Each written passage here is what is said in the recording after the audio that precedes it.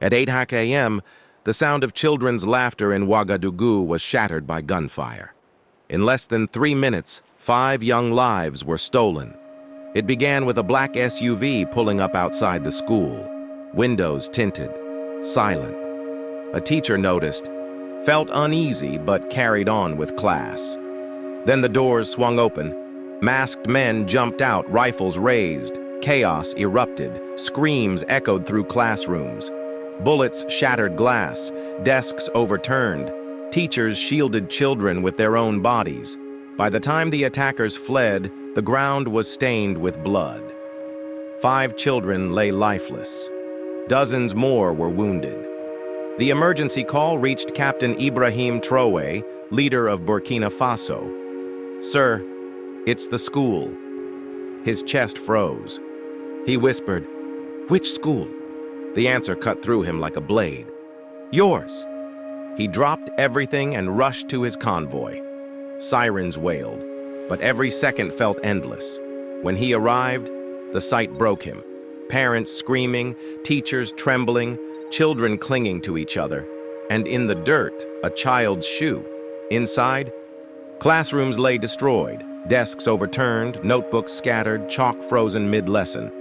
And there, on the cold floor, the tiny bodies of his people's children. His children.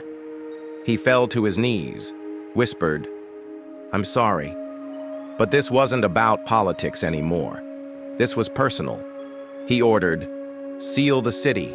No one leaves. No one enters." By noon, checkpoints surrounded Ouagadougou. Soldiers searched every vehicle. Police raided hideouts. Helicopters scanned rooftops. By 2 p.m., a lead emerged. The SUV had been seen near an abandoned warehouse. Trrowé gave the order. Special forces stormed in. Gunfire erupted. Within minutes, 3 attackers were dead. 2 were dragged out in chains. Crowds gathered, furious, demanding revenge. But Trrowé raised his hand. "Justice will speak, not blood." That night he stood before the nation, his voice heavy with grief. "We have lost 5 of our brightest stars, taken by cowards. But Burkina Faso is not broken. Every school will be protected. Every child will walk safely to class again." The country listened in silence. Across the city, candles were lit. Families hugged their children tighter. Teachers swore to keep teaching.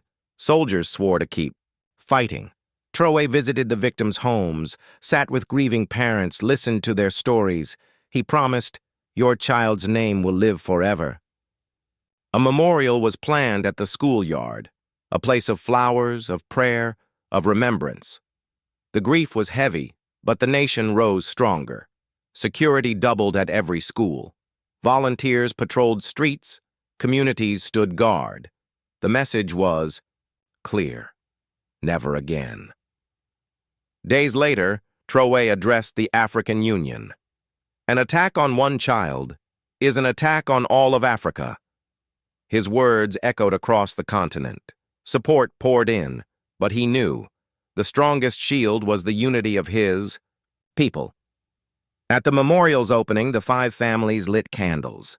Children sang softly. Hands were held. Tears fell, but hope flickered again. Looking at the monument, Trrowé whispered, "We couldn't save them, but we will save the rest." The school reopened.